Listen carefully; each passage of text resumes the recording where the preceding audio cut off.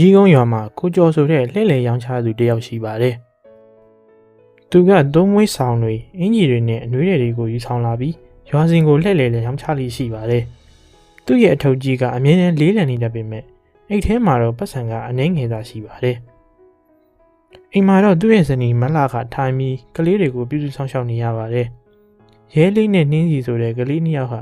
ဆောင်းလောင်မှုသိမ့်မှုကြောင့်စိတ်ဒုက္ခရောက်နေကြရပါတယ်။တဏီကောင်ရွာထဲမှာလှည့်သွားနေရပဲ။ဒါပေမဲ့ဘာထူးခြားလို့လဲရှင်။ရှင်ရှာဖွေနေတဲ့ဝင်ငွေတွေနဲ့အိမ်မှာမီးဖိုတောင်ကောင်းကောင်းမဖိုးနိုင်ဘူး။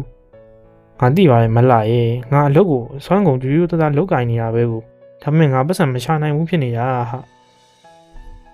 ကျမသိပါတယ်ရှင်။ရှင်ရဲ့အခက်အခဲတွေကိုကျမနားလည်ပါတယ်။ကျမကတော့ဆဆလာလောင်နဲ့နေနိုင်ပါတယ်။ဒါပေမဲ့ကလေးတွေကနေနိုင်မှာမလားရှင်။ကိုကျော်ကကလေးတွေကိုကြည့်ပြီးမျက်ရည်တွေဝဲလာပါတယ်။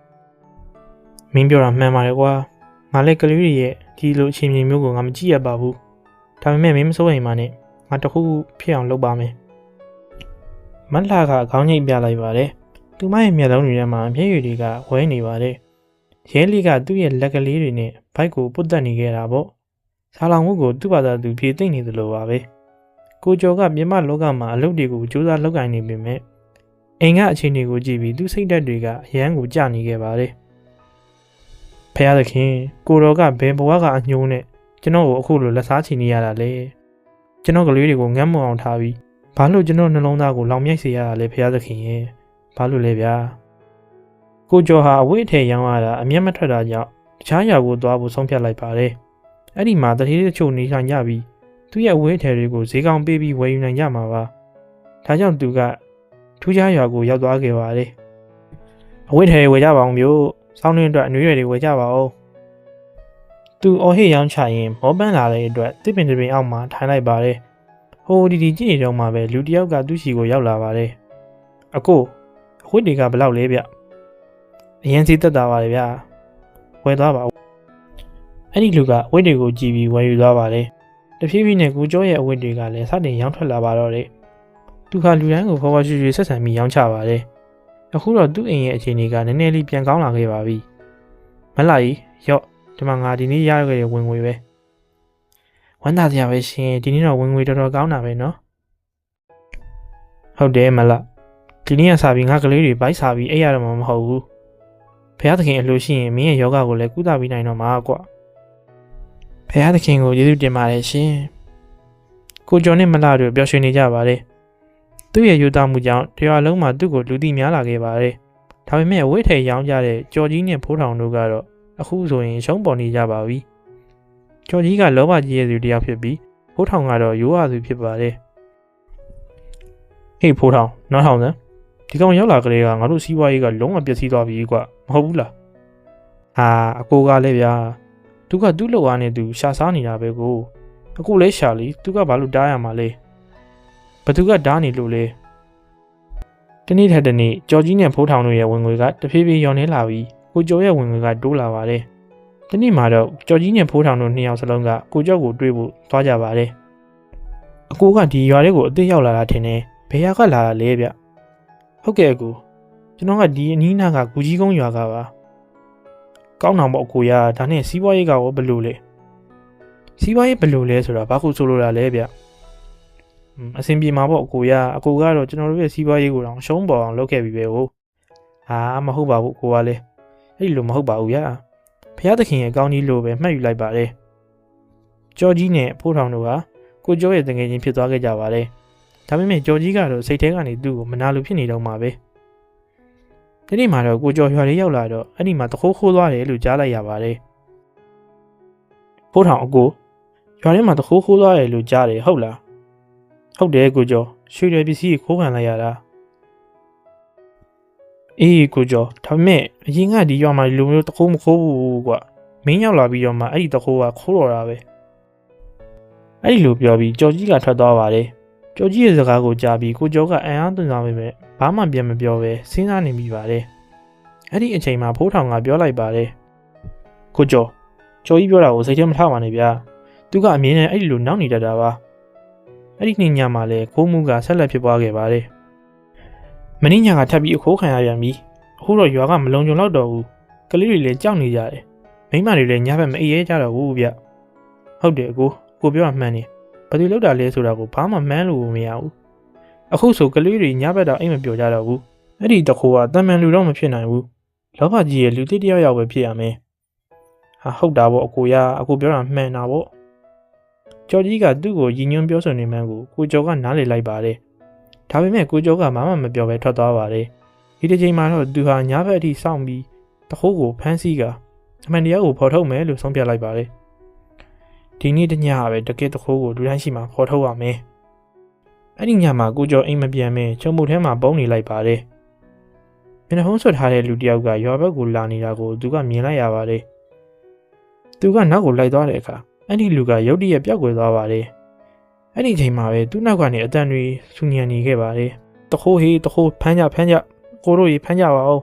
ကိုကျော်ကအနောက်ကိုလှည့်ကြည့်လိုက်တော့ရွာသားအချို့နဲ့ကျော်ကြီးတို့ကအော်ဟစ်ပြီးသူ့စီကိုရောက်လာကြပါတယ်ဟေးဟုတ်လားတခိုးမိပြီလားဟုတ်တယ်မိပြီအကိုရဘာမှလဲဒီမှာလေကျွန်တော်ရရှိမှာပဲဟာမင်းဘာလို့လာပြောနေရလဲ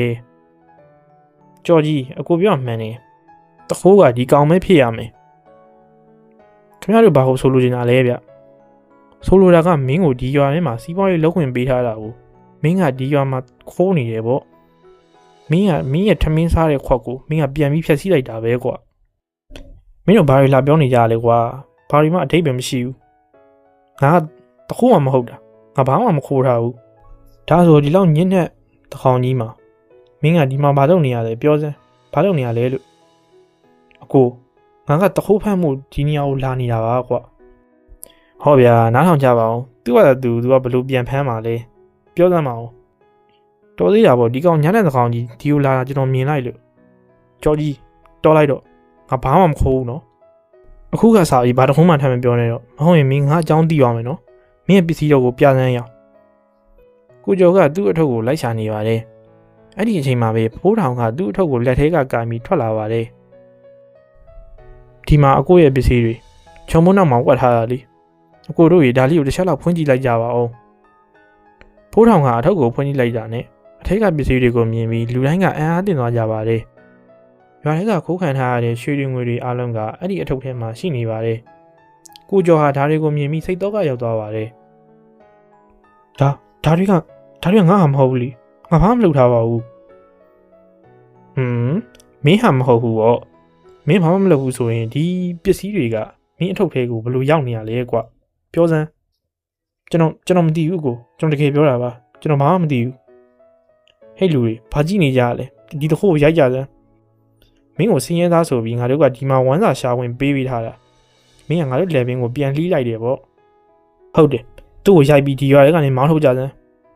လူတိုင်းရဲ့စကားကိုကြားပြီးကိုကျော်ရဲ့မျက်လုံးမှာမျက်ရည်တွေဝဲလာပါတယ်သူဘာမှမလုပ်ခဲ့ကြောင်းကိုရှင်းပြနေပေမဲ့ဘယ်သူမှနားထောင်မှုအသိမရှိနေကြပါဘူးသူ့ကိုရွာထဲကနေတွန်းထုတ်လိုက်ပြီးမောင်းထုတ်လိုက်ကြပါတယ်ကျော်ကြီးနဲ့ဖိုးထောင်တို့ကတော့ဝမ်းတန်နေခဲ့ကြတာပေါ့တွေ့လားဖိုးထောင်ငါပြောသားပဲကိုကျော်ကိုအပြစ်ပုံချလိုက်တာအလွယ်ဆုံးပဲလို့အခုတော့အဲ့ဒီကောင်ရွာထဲကနေထွက်သွားရပြီကွဟုတ်ပါဒါပေမဲ့အကိုရအဖိုးရီ6တွေးမနေနဲ့ငါတို့အလုပ်ဖြစ်သွားပြီပဲကိုအခုဆိုရင်ရွာထဲမှာငါတို့ကိုဘယ်သူမှတခိုးလို့တန်တရားမဝင်တော့ဘူးကွတခိုးလို့ဆွဆွဲခံရပြီးကိုကျော်ကနောက်ဆုံးမှာတော့ပြင်းမနှွှဲတာနဲ့အိမ်ကိုပြန်လာခဲ့ပါတယ်တခါမှရက်နေတဲ့သူ့ဇနီးမလကသူ့ကိုကြည့်ပြီးအံ့ဩနေပါတယ်မျက်နှာမှာဖုံတွေပေးကြပြီးမျက်လုံးကပြင်းမနှွှဲမှုတွေနဲ့စိတ်ထဲမှာတော့ပြင်းထန်တဲ့တရားတွေကိုရထားပါတယ်ကိုကျော်ဒါဘယ်လိုဖြစ်လာတာလဲဘာဖြစ်လို့လဲရှင်မလငါတို့အမှန်တရားကိုတက်တည်ပြချင်ခဲ့တာပါကွာဒါပေမဲ့ရွာသားတွေကငါ့ကိုတခိုးလိုပဲဆွဆွဲပြီးရွာကနေပေါင်းထုတ်လိုက်ကြတယ်ကွာဒါပေမဲ့ဘာလို့လဲရှင်ကနေရောညပါအလုပ်ကြိုးစားနေတာပဲကိုအဲ့ဒါကိုပဲငါနားမလည်နိုင်တာမလားရဲ့တယောက်ကငါ့ကိုတမင်တကာထောင်ချောက်ဆင်ခဲ့တာထင်တယ်ကိုကျော်ကကလေးတွေကိုပွေဖက်ပြီးငိုကြွေးနေမိပါတယ်ဒါပေမဲ့ကလေးတွေရဲ့အပြစ်ကင်းစင်မှုကသူ့ကိုပြန်လည်ထိန်းချောင်းပေးနိုင်ခဲ့ပါတယ်ခိုးမှုတရင်ကတရွာလုံးကိုပြန့်နှံ့သွားပါတယ်နောက်တစ်နေ့မှာတော့ဘိုးထောင်ဟာဆာလောင်မှုသိပ်ပြီးငိုနေတဲ့ကိုကျော်ရဲ့သားကျောင်းသွားနေတာကိုမြင်လိုက်ပါတယ်လမ်းမှာရွာသားတွေကသူ့ကိုလောင်ပြောင်နေကြပါတယ်ဟောကြည့်ကြစမ်းတခိုးသားလာပြီကွဟဲ့ကောမင်းဖေကရွာတရွာလုံးကိုလူရက်သွားတာကွကျွန်တော်ဖေကဘာမှမလုပ်ထားဘူး သူကလူကောင်းတစ်ယောက်ပဲသူကတခိုးမဟုတ်ဘူးဗျဒါကိုကြားလိုက်ရတဲ့အခါဖိုးထောင်ရဲ့စိတ်နှလုံးတွေကြေကွဲသွားခဲ့ပါတယ်နောက်ထပ်လိမ်လည်မှုတွေကိုဖုံးကွယ်မထားနိုင်တော့ဘူးဆိုပြီးသူကဆုံးဖြတ်ချက်ချလိုက်ပါတယ်နောက်နေ့မနက်မှာတော့ရွာလေစည်းရမှာဖိုးထောင်ကရက်နေပါတယ်ရွာသားတွေအားလုံးကလည်းအဲ့ဒီနေရာမှာစုဝေးနေကြပါတယ်အကိုတို့ကျွန်တော်အမှန်တရားတစ်ခုကိုပြောပြချင်ပါတယ်ကိုကျော်ကတခိုးမဟုတ်ပါဘူးဟမ်ကိုကျော်ကတခိုးမဟုတ်ဘူးဟုတ်လားမင်းဘာပြောချင်တာလဲကွာဒါဆိုရင်အကိုရဘယ်သူကတခိုးခိုးနေရလဲတကယ်တခိုးကကြော်ကြီးပါသူကကျွန်တော်ကိုလောဘတက်ပြီးမူသားစကားတွေပြောအောင်အတင်းကျပ်ခိုင်းစေခဲ့တာပါအကိုတို့ရရွာသားတွေကအံ့အားသင့်သွားကြပါတယ်လူတိုင်းရဲ့အကြည့်ကကြော်ကြီးစီကိုရောက်သွားပါတယ်ဟဲ့အောင်မင်းဘာတွေပြောနေရလဲဒါတွေကမဟုတ်တာတွေကျွန်တော်တခိုးမဟုတ်ပါဘူးယာတိတ်ဆန်းမင်းကရွာရဲ့ယုံကြည်မှုကိုဖျက်ဆီးခဲ့တာပဲကွာဒေါသထွက်နေတဲ့ရွာသားတွေကကြော်ကြီးကိုရွာကနေတွန်းထုတ်လိုက်ကြပါတယ်ရွာသားတွေကရှက်ကူးရှက်ကန်းဖြစ်ပြီးကိုကျော်ကိုလိုက်ရှာကြကတောင်းပန်ပြီးရွာထဲကိုပြန်ဟော်လာကြပါတယ်ကိုကျော်ရဲ့မျက်လုံးမှာမျက်ရည်တွေဝဲနေပါတယ်ဒါပေမဲ့သူအခုတော့စိတ်သက်သာရရသွားခဲ့ပါပြီအကိုတို့ကျွန်တော်ကအလုပ်ကိုပဲစူးစမ်းနေတာပါဗျာခိုးဖို့ဆိုတဲ့အတွေ့ကိုကျွန်တော်တစ်ခါမှမတွေးခဲ့ဘူးပါဘူးကိုကျော်ကျွန်တော်တို့ကိုခွင့်လွှတ်ပါဗျာကျွန်တော်တို့အမှားကြီးမှားသွားခဲ့ပါတယ်ကိုကျော်ကရွာကအိမ်ကိုရောက်လာတဲ့အခါမက်လာကိုအကြောင်းစုံပြောပြနေတော့တကားနောက်ကနေတားငယ်လေးထွက်ပြေးလာပါတယ်သူ့မျက်လုံးတွေကနေရဲပြီးမျက်နှာမှာလည်းအပြစ်ကင်းတဲ့မျက်ရည်တွေနဲ့ဆိုးရွှေးနေပါတယ်လူတိုင်းနားထောင်ကြပါကျွန်တော်အဖေကတခိုးမဟုတ်ဘူးသူကတခိုးမဟုတ်ဘူးတရွာလုံးကငြိမ်သက်သွားကြပါတယ်မိန်းမတွေကသူတို့ရဲ့အင်ဂျီနဲ့မျက်ရည်တွေကိုတုပ်နေကြပါတယ်ကိုကျော်ရဲ့ဇနီးကလည်းတကားမှရက်ပြီးတုံရင်နေတဲ့အတန်နဲ့ပြောပါတယ်ကြည်ကြတဲ့ရွာသားတို့ကျမတို့ဗိုက်စားပြီးအိတ်ခဲ့ရတယ်ဒါပေမဲ့ကျမရဲ့ကိုကျော်ကဘသူရဲ့ရပိုင်ဝင်ကောင်မှမလွတ်ယူခဲ့ပါဘူးရှင်ရှင်တို့အားလုံးသူ့ကိုတခိုးလို့ခေါ်ခဲ့ကြတယ်ဒါပေမဲ့တကယ်တခိုးကအခုပေါ်လာပြီမလားအခုတော့ကိုကျော်ကအဝိရထဲထုတ်ကြီးကိုတည်ပြီးမကြောက်မရွံ့မဲရွာထဲကိုသွားလာနေပါပြီတဖြည်းဖြည်းနဲ့သူ့ရဲ့ဂုဏ်သိက္ခာတွေကလည်းပြန်ရလာပြီးလူတွေကသူ့ကိုရိုးသားတဲ့ကိုကျော်လို့ခေါ်ကြပါတော့တယ်ဟေးကိုကျော်မင်းလက်နဲ့ရေးချွေထားတဲ့ဆောင်းတစ်မျိုးကတော့ကွာဘာမှရှာမတွေ့ဘူးကွာနောက်ပြီးအရေးကြီးဆုံးကတော့မင်းလိုလူမျိုးကငါတို့ရွာမှာရှိနေတာကငါတို့အတွက်ဂုဏ်စရာပဲကွာအဲ့ဒီအချိန်မှာပဲဖိုးထောင်ရောက်လာပါတယ်ကိုကျော်အခုတော့အားလုံးအဆင်ပြေသွားပြီမလားအမှန်တရားပေါ်လာပြီပဲကိုအခုကြည်ရတာဝမ်းသာပါတယ်အကိုရဟုတ်တယ်ဖိုးထောင်အမှန်တရားရဲ့လမ်းကြောင်းကရှည်တရားကြည့်ရင်ရှည်တရားလိုက်မယ်ဒါပေမဲ့အောင်မြင်မှုကတော့အမှန်တရားရဲ့လက်ထဲမှာပဲရှိတာပါကွာမှန်ပါတယ်ကိုရကျွန်တော်လည်းအဲ့ဒီတုန်းကအချိန်ကြီးရလောက်ခဲ့ရတာပါဒါပေမဲ့အခုတော့အခုနာမည်တန်ရှင်းသွားလို့စိတ်အေးရပါပြီဒါပေမဲ့ရန်နေငင်ကြတဲ့အခါရွာမှာထပ်ပြီးတခိုးထက်ခိုးခံရပြန်ပါလေညတိုင်းတအိမ်မဟုတ်တဲ့အိမ်ပတ်စံတွေနဲ့ပစ္စည်းတွေပျောက်ဆုံးနေပါလေကြော်ကြီးကိုရွာကမောင်းထုတ်ပြီးပြီဆိုရင်ဒါကဘယ်သူလုံးနေရလဲဆိုတာကိုလူတိုင်းကအံ့အားသင့်နေကြပါလေဘာသာတွေရဲ့အကြီးကကိုကျော်စီကိုထပ်ပြီးရောက်လာပြန်ပါလေကိုကျော်ပဲထပ်လို့ပြန်လာလားမသိပါဘူးကွာဟဲ့ကောင်လေးတော့ကြစမ်းပြီးခဲ့တဲ့အရင်ကလည်းမင်းတို့ပဲအပြစ်မရှိတဲ့လူကိုနာမည်ဖျက်ခဲ့ကြတာမဟုတ်လားဒါပေမဲ့အကိုရအမှန်တရားကိုတော့သိရမှာပဲလေကျော်ကြီးကဒီမှာမရှိဘူးဆိုရင်အဲ့ဒီအလုပ်ကိုဘယ်သူလုပ်နေရလဲကိုကျော်ကစိတ်ထဲမှာတွေးနေပါတော့တယ်ဒီတစ်ချိန်တော့ဘာပဲဖြစ်ဖြစ်တခိုးဝင်ကအမိရဖမ်းပြမယ်ကွာတညမှာတော့ရွာထဲကအိမ်တိုင်းနဲ့တကားတွေကိုပိတ်ထားပါတယ်ကိုကျော်တယောက်ပဲနုံးနေပါတယ်ဘာကြောင့်လဲဆိုတော့အဲ့ဒီနေ့လေတခိုးခိုးလိုက်မယ်လို့သူယုံကြည်နေခဲ့ပါတယ်သူကအမောင်ထဲမှာပုံပြီးတတိနဲ့စောင့်နေပါတယ်ဒီနေ့တော့ငါတခိုးကိုအမိရဖမ်းမယ်ကွာရုတ်တရက်အရေးတစ်ခုရွေသားနေတာကိုသူကမြင်လိုက်ရပါတယ်မျက်နှာဖုံးဆွတ်ထားတဲ့လူတစ်ယောက်ကတတိုင်းကိုကြော်ပြီးအထဲကိုဝင်သွားပါတယ်ကိုကျော်ကခြေတံလုံလုံနဲ့သူ့နောက်ကိုလိုက်သွားပါတယ်ဒီမျက်နှာဖုံးဆွတ်တဲ့လူကတကယ်တော့ဘာသူဖြစ်မှာလဲတခိုးကအိတ်ထဲကိုပစ္စည်းတွေထည့်နေပါတယ်အဲ့ဒီအချိန်မှာကိုကျော်ရဲ့ခြေထောက်ကတိရွက်6တွေကိုနင်းမိပြီးအတန်ထွက်သွားခဲ့ပါတယ်မျက်နှာဖုံးဆွတ်ကလည်းချက်ချင်းခေါင်းလက်ကြည့်လိုက်ပါတယ်ဟေးကောင်မင်းဘာလုပ်လဲတခိုးကကိုကျော်ကိုမြင်တာနဲ့ထွက်ပြေးပါတော့တယ်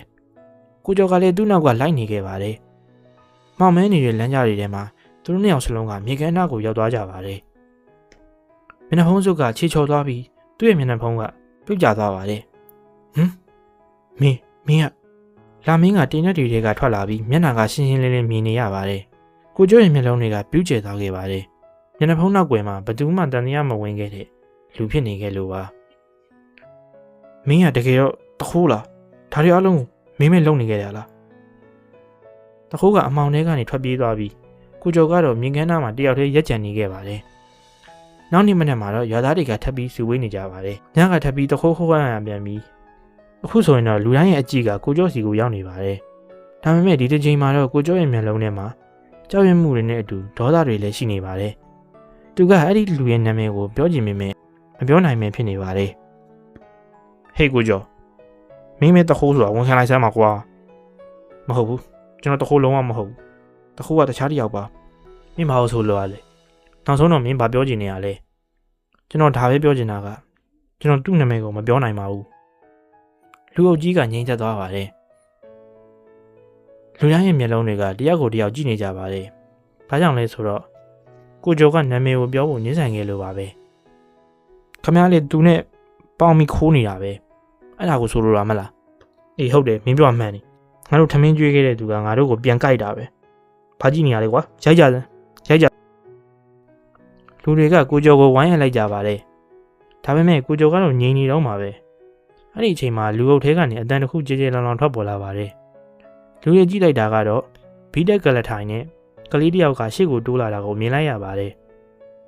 ်ကြကြပါဦးဦးလေးကိုကျော်ကဘာမှမလုပ်ပါဘူးဒါတွေအားလုံးကိုကျွန်တော်အဖေဖိုးထောင်လုပ်ခဲ့တာပါ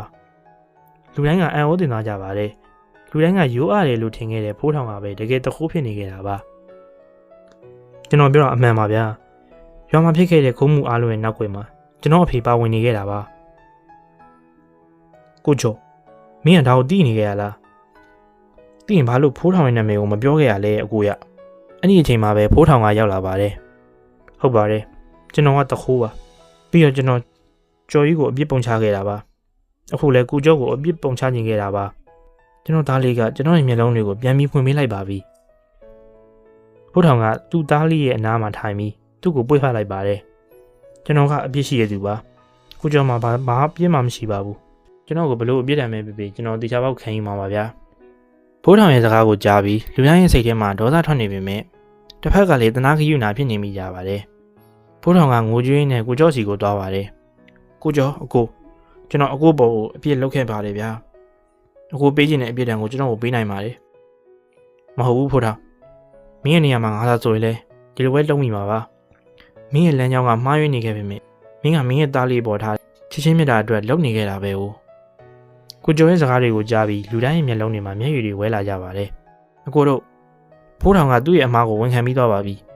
အခုတော့ကျွန်တော်တို့ရဲ့အလှည့်ပါဒီကလေးရဲ့ကုသမှုအတွက်ကျွန်တော်တို့တက်နိုင်တဲ့ဝိုင်းဝန်းကူညီကြရအောင်ဗျာ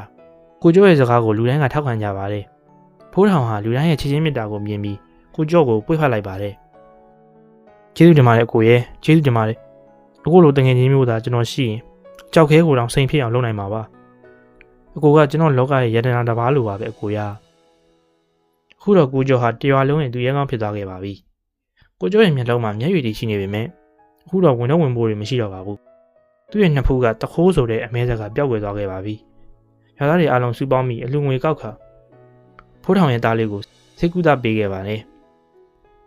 ်ဒါကြောင့်မလို့ကျေးလက်တော်ရွာတွေမှာဒီနေ့အထိညီညွတ်မှုရဲ့အငွေ့သက်တွေကိုတွေ့မြင်နေရသေးဖြစ်ပါတယ်ရှင်းရှင်းမြတ်တာစိတ်စေတနာနဲ့ဖော်ရွှေရွှေနေထိုင်တတ်တဲ့ဘဝကိုကျွန်တော်တို့ကျေးလက်တော်ရွာတွေကနေတင်ယူသင့်ပါတယ်မိသူဟာအရန်ကိုတွန်းလက်ပြီးစားလေးတော်ပါတယ်တစ်ဖက်မှာလည်းဆိုရက်စာဘောလုံးကစားခြင်းနဲ့ပညာရေးမှာအရန်ထူးချွန်တဲ့သူတယောက်ပေါ့ဒီနေ့မှာတော့ဆိုရက်ကိုမိသူကပြောပါတယ်နောက်ထပ်မအောင်ရှင်ကျမတို့နှစ်ယောက်တယောက်နဲ့တယောက်ဘယ်တော့မှအတူနေနိုင်မှာလဲရှင်ဟာအယူမလေးရဲ့ငါတို့အခုလည်းအတူတူရှိနေကြတာပဲကိုနေတိုင်းတွေ့နေကြတာပဲလေကျမပြောနေတဲ့အနေပဲကတခြားဟာပါဘာဖြစ်လို့လဲဆိုတော့ဘာလဲကွပြောလေကွကျမအခုတပွားလုံးရှင်နဲ့အတူနေနေပြီရှင်အိမ်မှာနေရတာစိတ်ကောင်းလာပြီဟုတ်လားဤသားဒီနေ့တော့ငါအပေါ်မင်းအချစ်တွေပိုနေပါလားမနှောက်နဲ့နော်ငါလည်းနေနဲ့အတူနေနေတာပေါ့ဒါပေမဲ့ငါတို့ရဲ့အသက်ကဆက်ရှင်းနေတောင်မပြည့်သေးဘူးလေဟာကောင်းပါပြီရှင်ဒါပေမဲ့ဒီကိစ္စအတွက်တခုခုအမြန်လုပ်ပေးပါဦးအေးပါအခုတော့အဲ့ဒီဒေါသတွေကိုရှော့လိုက်ပါဦးဒီလိုစကားတွေပြောပြီးနောက်မှာနှစ်ယောက်သားကရှောက်လေကြပြီခဏကြာမှတော့ကိုယ့်အိမ်ကိုပြန်သွားကြပါတယ်နောက်တစ်နေ့မှာတော့ဆိုရက်ကိုမေသူကထပ်ပြောပါတယ်ကျမအိမ်မှာမနေရင်တော့ဘူးတနည်းအားကိုအဝေးကြီးခေါ်သွားပြီပါရှင်ညီငိုးမနေနဲ့တော့ငါတခုစဉ်းစားလိုက်ပါမယ် ကောင်းပြီငါတို့ဒီညပဲထွက်ပြေးရအောင်သွားဝေးစားရင်သွားထုတ်ပိုးထားည7 နာရီရရင်ငါစားလိုက်နားကနေညကိုလာတွေ့မယ်ဟုတ်ပြီလား ကောင်းပါပြီရှင်ရှင်အမြန်လာခဲ့နော် နှစ်ယောက်သားအိမ်ကနေထွက်ပြေးဖို့အကုန်ပြင်ဆင်ပြီးထွက်လာကြပါတယ်နင်အကုန်ယူလာခဲ့တယ်မလား ဟုတ်ကဲ့လာခဲ့ပါရှင်တွားကြစို့ နှစ်ယောက်သားမြို့ပြင်ကိုတိတိစိတ်ထွက်ဖို့ကြိုးစားနေတော့မှာပဲရုတ်တရက်ရေကားတစ်စီးကသူတို့ရှိကိုရောက်လာကြပါတယ်ဟေးကောင်းနေရစမ်းသကောင်းရမမင်းတို့နှစ်ယောက်ကဘယ်ကိုသွားမလို့လဲဘယ်မှမဟုတ်ပါဘူးဆရာကျွန်တော်တို့အိမ်ပြန်မလို့ပါမင်းတို့ကမင်းတို့ညံများလာပြီလို့ထင်တယ်ဟာလားဟုတ်မဟုတ်ပြောစမ်းဒီကောင်မလေးကိုခေါ်ပြီးမင်းဘယ်သွားမလို့လ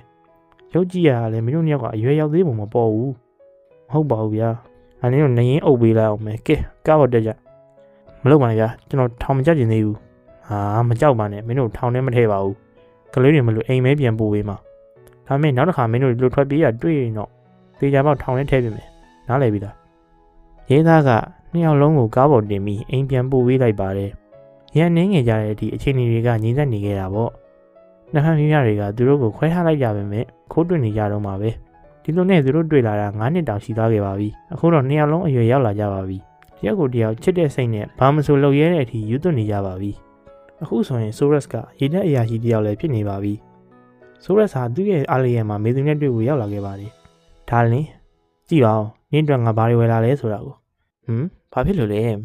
ငါတို့အရွယ်ရရင်အတူတူနေမယ်လို့နင်ပြောခဲ့တယ်မဟုတ်ဘူးလားဒါပေမဲ့အခုတော့နင်ကမချစ်တော့ဘူးထင်ပါတယ် အဲ့လိုမပြောပါနဲ့ငါဘာလို့ပေးရမလဲဆိုတော့ပဲပြောပါနင်းတို့ဆိုငါဘာမှမဆိုလုပ်ပေးမှာပေါ့ ဒါဆိုရင်ကောင်းပြီနင်လောက်ကနေထွက်လိုက်တော့ပြီးရင်ငါတို့တနေရာရအဝေးကြီးကိုထွက်ပြေးကြရအောင် ကောင်းပါပြီဒါပေမဲ့ တွေပိုင်းလုံနေနဲ့အခုညနင်အကောင်လုံးကိုဆွတ်လွတ်ပြီးငါစီကိုမလာဘူးဆိုရင်မနေ့ကငါအလောင်းကိုပဲနင်မြင်ရလိမ့်မယ် အဲ့ဒီညမှာပဲဆိုရက်စ်နဲ့မေသူကကိုယ့်အိမ်ကနေထွက်ပြေးသွားကြပြီးဖះเจ้าတစ်ခုမှလက်ထပ်လိုက်ကြပါတယ်နောက်တစ်နေ့မှာပဲပျော်ပျော်ရွှင်ရွှင်နဲ့ဆိုရက်စ်ရဲ့မိဘတွေစီကိုသွားတွေ့ကြပါတယ်ကြည့်ပါဦးမေကျွန်တော်လက်ထပ်လိုက်ပြီအမေရဲ့ချွေးမလေးခေါ်လာပါတယ် တာမင်းဒါပါလို့ရတာလေတာရဲ့အခုတော့ငါတို့ပတ်ဝန်းကျင်မှာမျက်နှာပြရင်တော့မှမဟုတ်ဘူးမင်းဖေကတော့အဆက်နေနေတေတော့မှာပဲဟဲ့ အဲ့ဒီအချိန်မှာပဲဆိုရက်စ်ရဲ့အဖေကရောက်လာပါတယ်မေသူကသူ့အဖေရဲ့ခြေထောက်ကိုတူးချဖို့ရှိတိုးသွားပါတယ်ဒါဘာတွေဖြစ်နေရလဲဒီမိန်းကလေးကဘာတူလဲအဖေကျွန်တော်တို့ညောင်လက်ထပ်လိုက်ကြပါပြီဆိုရက်စ်ရဲ့အဖေဟာအဲ့ဒီစကားကိုကြားလိုက်ပြီးတုန်လှုပ်သွားကရင်ဘက်ကိုဖိရင်ပြောလိုက်ပါတယ်ဘာလက်ထပ်လိုက်ပြီဟုတ်လားငါမျက်စိရှိရတူးချင်ထွက်သွားကြစမ်းဒီနေ့ကဆောက်ပြီးမင်းကငါတို့အတွက်တည်သွားပြီလို့မှတ်လိုက်ငါတို့အတွက်လည်းမင်းကမရှိတော့ဘူးသွားကြတော့ဆိုရက်စ်ရဲ့စိတ်ထဲမှာထိခိုက်သွားပေမဲ့မေသူကိုခေါ်ပြီးမေသူရဲ့အိမ်ကိုခေါ်သွားပါတယ် အဖေကျမလက်ထပ်လိုက်ပြီရှင်ကြောက်ပါတယ်အဖေမေသမီးတို့ကိုလည်းဆူတောင်းပေးကြပါဦး ဆိုရက်စ်နဲ့မေသူဟာမိဘတွေနဲ့တွေ့ပြီးနောက်မှာတော့သူတို့ကအိမ်ကားပြီးနေထိုင်ကြပါတယ်နှစ်ယောက်သားအိမ်မှာပျော်ပျော်ရွှင်ရွှင်နေထိုင်ရခဲ့ပေမဲ့တကယ်အခက်ခဲကအခုမှစတာပါဒီလက်ထပ်ပွဲကြောင့်ဆိုရက်စ်ဟာသူ့ရဲ့ကောင်းမွန်တဲ့အလုပ်ကနေထွက်ခဲ့ရပါတယ်ဒီအလုပ်မဆိုးဘူးပဲငါဒီအလုပ်ကိုသွားရှောက်ရမယ် ကျမရဲ့အမျိုးသားကြီးဘာတွေကြည့်နေရလဲ ဆရာမကြီးရေအလုပ်ကပြုတ်သွားပြီဆိုတော့အလုပ်ပြန်ရှာရမှာပေါ့ ကောင်းပါပြီရှားလိုက်ပါဦးကျမလက်ဖက်ရည်သားဖြော်ပေးပါမယ် မေသူကလက်ဖက်ရည်ဖြော်ဖို့မိဖို့ကြောင့်တွေကိုသွားပါတယ်မိဖို့ကြောင့်တွေမှာဗလင်းမောက်တစ်ခုရှိပါတယ်အဲ့ဒီကနေကောင်းလေးတစ်ချုပ်ကမေသူကိုကြည့်နေကြပါတယ်မေသူကသူတို့ကိုမြင်လိုက်တာနဲ့စိတ်ထဲကနေပြုံးပြီးဟမ်မူယာတွေလုတ်ပြနေပါတယ် ရပါရှင်လက်ဖက်ရည် ငါတခါလေးအိမ်ကိုလည်းပြန်သွားအောင်မေလေငါမိရတွေဟာဘလောက်ထိစိတ်ဆုံးနေမှာလဲဟဲ့လူဘလို့လဲအခြေအနေပြီးတော့ဒီအစားအသောက်တွေကဘယ်ကယူလာလဲအဲ့ဒီလူကဘာမှမပြောဘဲထွက်သွားပါတယ်ထူးဆန်းတဲ့လူပဲဘာမှလည်းမပြောဘူးထွက်သွားတယ်အဲ့ဒီအချိန်မှာပဲဆိုရက်စ်ကအိမ်မက်ကိုရှောက်လာရင်းနဲ့သူ့အိမ်ကနေမီးခိုးတွေထွက်နေတာကိုမြင်လိုက်ပါတယ်ဆိုရက်စ်ရဲ့မျက်လုံးကသူ့ရဲ့ဓာတ်ပုံပေါ်ကိုရောက်သွားပါတယ်သူ့ရဲ့ဓာတ်ပုံမှာပန်းစည်းတွေချိတ်ပြီးသူ့မိဘတွေကသူ့အတွက်နာရီကိစ္စတွေလုပ်ပေးနေကြတာပါဒါကိုမြင်လိုက်တော့ဆိုရက်စ်ဟာချိန်မခိုင်တော့ပဲငိုယိုပြီးထွက်ပြေးသွားခဲ့ပါတယ်ခဏလောက်ကောင်းမက်တိုင်မှာထိုင်နေပြီးနောက်အင်တာဗျူးသွားပြေခဲ့ပါတယ်ဒီလိုနဲ့သူအိမ်ပြန်ရောက်လာတော့ အင်တာဗျူးကဘယ်လိုလဲရှင် အဆင်ပြေပါတယ်ကွာမနေ့ပြန်စားပြီးအလုပ်သွားရမယ် ဘာဖြစ်လို့လဲတခုပြောစရာရှိလို့လား ငါမိရတွေကငါ့ကိုစွန့်လိုက်ကြပြီကွာငါအဲ့လောက်တောင်အမားကြီးလုပ်ခဲ့ရလား မငိုပါနဲ့ရှင်ကျမရှိရမလား အချိန်နဲ့ကုန်ဆုံးသွားတဲ့အမြအရာရာဟာအဆင်ပြေလာပြီးနှစ်ယောက်သားပြပြရွှင်ရွှင်နေထိုင်နေခဲ့ကြပါတယ်ဒီနေ့ကြာမှသူတို့အိမ်မှာသမီးလေးတစ်ယောက်မွေးဖွားလာပါတယ်ငါရမ်းပြောတာပဲဟာနေရငါ့ကိုကဘာပေါ်မှာအကြီးမားဆုံးပျော်ရွှင်မှုကိုပေးလိုက်တာပဲသူကနေနဲ့လုံးဝတူတာပဲသူ့အတွက်ဆိုငါဘာမှမဆိုလုပ်ပေးပါမယ် န နှစ်ယောက်သားသမီးလေးကိုအတူတူပြုစုပြောထောင်ပေးကြပြီးမိသားစုလေးဟာပျော်ပျော်ရွှင်ရွှင်နေထိုင်နေခဲ့ကြပါတယ်ဒီလိုနဲ့တနေ့မှာဆိုရက်ရဲ့ဝမ်းခွဲကိုတယောက်အိမ်ကိုရောက်လာပါတယ်ဒါပါကိုဓမ္မထိုင်မှာဒီလောက်ကြာမှကျွန်တော်အမျိုးတွေကလူတယောက်ရောက်လာတာပဲတယောက်ရောက်တော့လာရမှာပေါ့ဒါနဲ့ပြောပါဦးမကြီးကပမာလေးသူ့သမီးလေးနားမှာရှိပါတယ်ဗျမိသူကြီးလာပါဦးရှင်လာပါပြီကြည့်ပါအောင်အကိုရောက်နေရသွားသူ့တော့လက်ဖက်ရည်သွားဖြော်ကြည့် ဟုတ်ကဲ့ပါကျမအခုပဲလက်ဖက်ရည်ယူလာပေးပါမယ် ဒါနဲ့ပြောပါအောင်ခုတလောဘာတွေများထူးကြနေလို့လဲဘာမှမထူးပါဘူးကိုကနေဒါမုတ်တိုင်းတစ်ခုမှအလုပ်ရထားတယ်နောက်ရက်နှင်းငယ်တွင်းမှာပဲအဲ့ဒီကိုသွားရမှာဩဒါကသိဝမ်းသာစရာကောင်းတာပဲဒါနဲ့ညီလေးငါတခုလောက်မေးပြရစီဟုတ်ကဲ့ပြောပါအကိုအခုသမီးလေးနဲ့ရှိနေပြီဆိုတော့ပတ်စံအခက်အခဲဖြစ်မှာပဲအဲ့ဒီတော့ငါ့ကိုလည်းကူညီပေးနိုင်မလားငါလည်းကနေဒါမှာအလုပ်ရရင်သိကောင်းမှာပဲကွာကောင်းပါပြီကျွန်တော်စုံစမ်းပေးထားပါမယ်နေငါမရှိတဲ့ချိန်ငါတို့အိမ်နဲ့သမီးလေးကိုနေယူဆိုင်ပေးနိုင်မလား ဖြစ်မရှိရင်တော့နေရတာခက်ခဲမှာပဲဒါပေမဲ့ဒါကအလုပ်လေသွားရမှာပေါ့ရှင်စိတ်မပူပါနဲ့ကျမအဆင်ပြေအောင်ပြရလိုက်ပါမယ် ရက်နှင်းငယ်ကြတော့ Hey Soras မြင်မြင်လာမင်းတို့သတင်းကောင်းရှိရဲကွာအေးလာပြီကွာမင်းရဲ့စားရစားတန်းနေအမြန်ပြင်ဆင်ထားလိုက်တော့နေ့ရက်နေရင်မင်းကနေဒါသွားရတော့မှာကျေးဇူးပဲကိုရအကိုကိုဘလို့ကျေးဇူးတင်ရမှန်းကိုမသိတော့ဘူး သွားရမှာပေါ့ဒါပေမဲ့ရှင်မရှိပဲတရက်ကတစ်နေ့လောက်ထိကြာနေမှာပဲနော် Soras နဲ့မိသူတို့ပြင်ဆင်ကြပါတယ်နေ့ရက်ကြာမှာပဲ Soras ကကနေဒါကိုထွက်သွားခဲ့ပါပြီ Soras ကနေဒါကိုရောက်သွားတာအတော်ကြာသွားခဲ့ပါပြီတနေ့မှာတော့မိသူကလမ်းမှာသူ့ရဲ့တငယ်ချင်းဟောင်း Adele နဲ့တွေ့ဆုံပါတယ်အာမိသူနေမဲငါ့ကိုမမှတ်မိတော့ဘူးလားဟဲ့ မမှန်မိပဲနေမလားဟဲ့နေကိုဘယ်လိုလုပ်မနိုင်မှာလဲလာငါ့ရင်လိုက်ခဲ့ဒီနားလေးမှာနေမယ် ကောင်းပါပြီမိသူက Adele ကိုအိမ်ကိုခေါ်သွားပါတယ်ဒါပေမဲ့ Adele ကိုကြည့်လိုက်ရုံနဲ့သူ့ရဲ့ရည်ရွယ်ချက်ကမကောင်းမှန်းသိတာနေပါတယ်မိသူကလည်းဒါကိုသိနေပေမဲ့သူ့ကိုအိမ်ထဲအထိခေါ်လာခဲ့ပါတယ် နေနမထိုင်ပါအောင်ငါစားစရာတစ်ခုယူလာပေးပါမယ် မိသူကမိဝေချံကိုမသွားပဲသူ့အခန်းထဲကိုသွားပါတယ်ပြီးတော့မိတ်ကပ်တွေပြင်ဆင်နေပါတယ်အဲ့ဒီအချိန်မှာပဲ LD ကအခန်းထဲကိုရောက်လာပါတယ် နေငါ့ကိုလန်သွားအောင်လုပ်လိုက်တာပဲ မင်းရောမိဝေချံမသွားပဲဒီမှာဘာလုပ်နေရလဲ အဲ့လိုမဟုတ်ပါဘူးရှင်ကျမကအိမ်အောင်ကြနေပြီဒါကိုဆိုရက်စတီသွားရင်ကျမကိုဘယ်တော့မှခွင့်လွှတ်တော့မှာမဟုတ်ဘူး ဟာသူကဘယ်လိုလုပ်သိမှာလဲမသိပါနဲ့သူခုကနေဒါမှာရှိနေတာပြီးတော့မိမျက်နှာကိုကြည့်စမ်းဘယ်တော့ညှိုးနှွမ်းနေလဲပြင်းစရာကြီးဟာ ဒါပေမဲ့ရှင် ဒါပေမဲ့တွေဘာတွေလုံးမနေနဲ့ဒါကိုကြည့်စမ်းငါနေ့အတွက်ထူးထူးခြားခြားတစ်ခုယူလာတယ် ဒါကပါလေရှင် ဆေးကြောက်လေးဆေးကြောက်ဒါကိုသုံးကြည့်စမ်းကဘာသီးတစ်ခုကိုရောက်သွားစေရမယ်မိသူကအဲ့ဒီဆေးလေးကိုရှူလိုက်ပြီးသတိလစ်သလိုဖြစ်သွားပါတယ်အဲ့ဒီနောက်မှာတော့ Adele နဲ့မိသူတို့ကအတူအိမ်မိသွားကြပါတယ်ဒီလိုမျိုးလှုပ်လာတာလပေါင်းများစွာကြာသွားခဲ့ပါပြီမိသူကအခုဆိုရင်မွေးစီဝါလောကတွေကိုခြေစုံပြည့်ဝင်သွားခဲ့ပါပြီတနေ့မှာမိသူရဲ့အမေကသူ့အိမ်ကိုရောက်လာပါတယ်Adele ကအိမ်ကနေထွက်သွားခြင်းနဲ့ဓာတ်ရိုက်တိုးခဲ့တာပေါ့ ဟာပါအမေဒါကဘာတူလဲဟဲ့ပြီးတော့နင့်ကိုနေလဲကြည့်ပါအောင်ဘာတွေဖြစ်နေရလဲအာအမေကလည်းဘာမှမဟုတ်ပါဘူးသူကသမီးတငယ်ချင်းမှာ နင်မွေးစီတွေတုံးနေရလား ဆိုရက်စတာတာကိုသိရင်သူဘယ်လောက်တောင်စိတ်မကောင်းဖြစ်လိုက်မလဲအမေကစိတ်မပူပါနဲ့သူဘာမှမသိပါဘူး အဲ့ဒီအချိန်မှာပဲ Soras စီကနေဗီဒီယိုကောဝင်လာပါတယ်ဟယ်လိုအမေကြီးနေကောင်းရဲ့လားအမေကျွန်တော်တို့အိမ်ကိုရောက်နေရလား ဟုတ်တယ်ရောက်သားမေသူနဲ့စကားပြောလိုက်ပါဦးနေကောင်းလားအမျိုးသားကြီး ငါကနေကောင်းပါလေနင်ကဘာဖြစ်နေရလဲမေသူရဲ့အမေကမေသူစီကနေဖုန်းကိုလွှတ်ယူလိုက်ပါတယ် ဩဘာမှမဟုတ်ပါဘူးသူအေးရင်မောကလုပ်နေမှာပါ ကောင်းပါပြီဂီးဆိုင်ကြပါဦးမေသူနဲ့သူ့အမေက Soras မနေ့ပြန်လေရင်နဲ့ပြန်လာမယ်ဆိုတာကိုမသိကြပါဘူး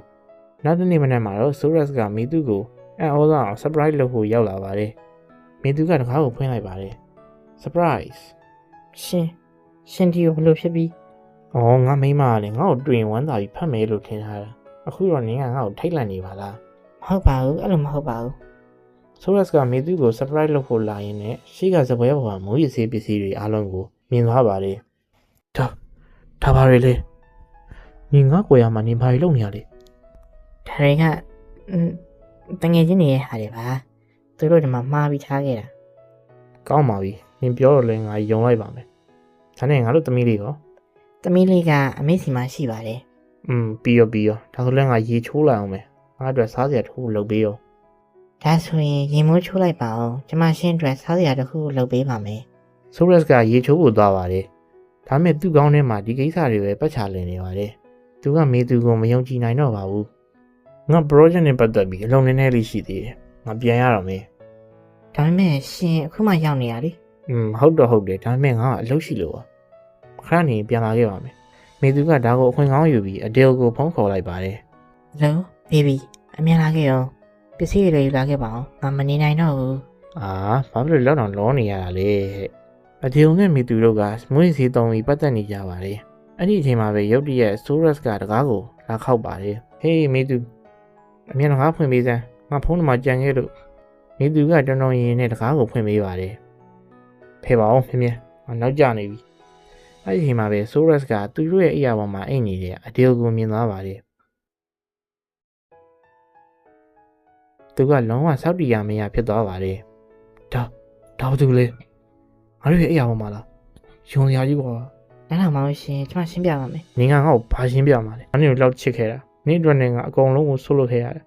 ဒါပေမဲ့နင်ကငါ့ပေါ်သစ္စာဖောက်ခဲ့တယ်ဟုတ်ဟဲ့ကောင်မင်းကတိုင်းတစ်ပါးမှနေရဆိုတော့မင်းရဲ့လူဝဲချက်ကိုတယောက်ယောက်ကဖြည့်ဆည်းပေးရမယ်လေကွာဒါကိုကြားလိုက်တာနဲ့ဆိုရက်စ်နဲ့အဒေလ်တို့ကတပ်ပုတ်ကြပါတော့တယ်အဒေလ်ကအခွင့်အရေးရတာနဲ့ထွက်ပြေးသွားတာပေါ့ငါနင်ကိုအရန်ချစ်ခဲ့တာပါနင်မရှိဘဲငါမနေနိုင်ဘူးဒါကြောင့်ငါနင်ကိုနောက်ထပ်အခွင့်အရေးတစ်ခုပေးမယ်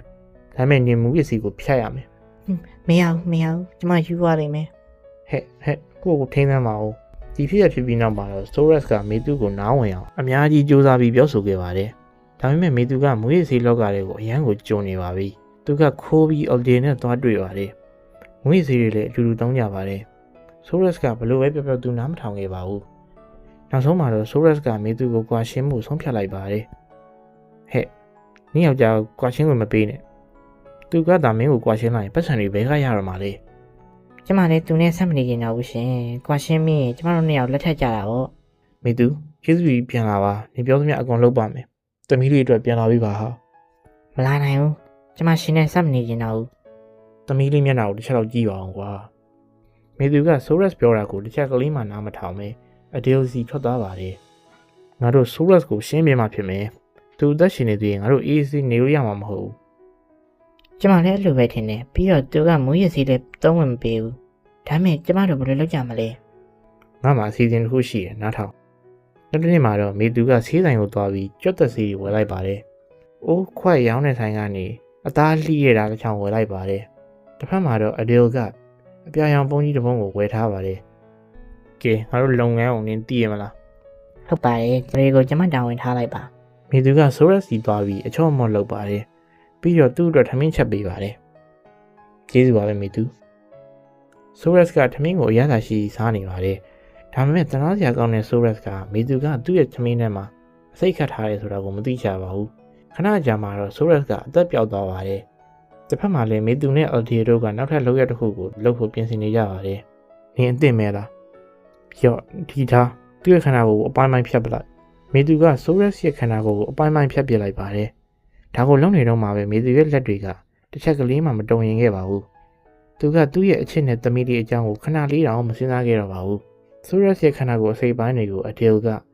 အပြာရောင်ပုံးနဲ့ထည့်လိုက်ပြီးအပေါ်ကနေဘီလက်မီတွေလောင်းမိလိုက်ပါတယ်အဲ့ဒီအခန်းထဲမှာတော့နေရာအနှံ့မှာသွေးတွေကြီးပါပဲ